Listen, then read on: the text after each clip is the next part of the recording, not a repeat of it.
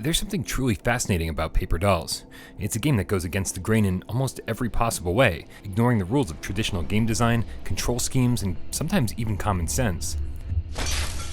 I just stopped playing around the halfway point to sit down and write this, about 6 hours in, and despite every bone in my body telling me to put the game down and walk away forever, I simply can't. The mystery is too intriguing. I need to figure out how to solve the next puzzle and see what's behind the next locked door.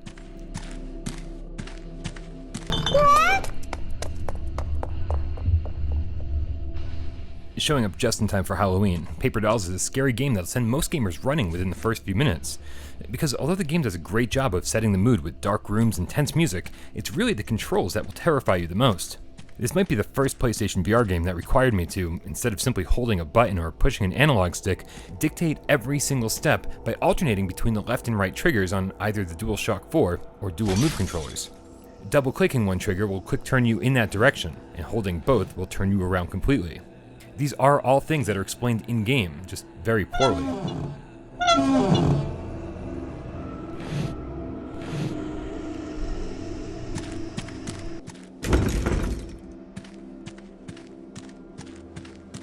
Paper Dolls is dark. Very, very dark. So dark, in fact, that when your flashlight is off, you'll often be standing in total darkness.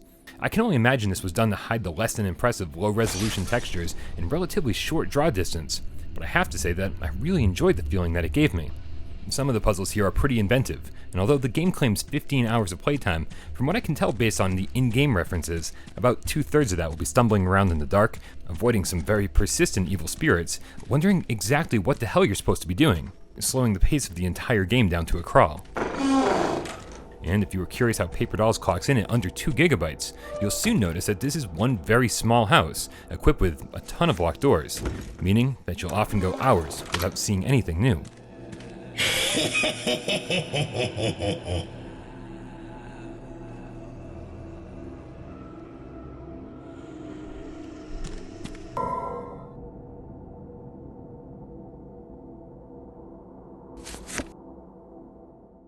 So far, I've encountered one major bug that rendered my saved game unusable, forcing me to start over from scratch. The controls are abysmal, the graphics and voice acting are substandard, and the pace borders on comatose. But strangely, despite it all, I'm addicted. As a horror fan, I have to see what else this game has to offer, and I'm willing to struggle through some of its downfalls to see it. I'm sure most gamers aren't nearly as patient as I am though, so heed my warnings, and call me when you get stuck.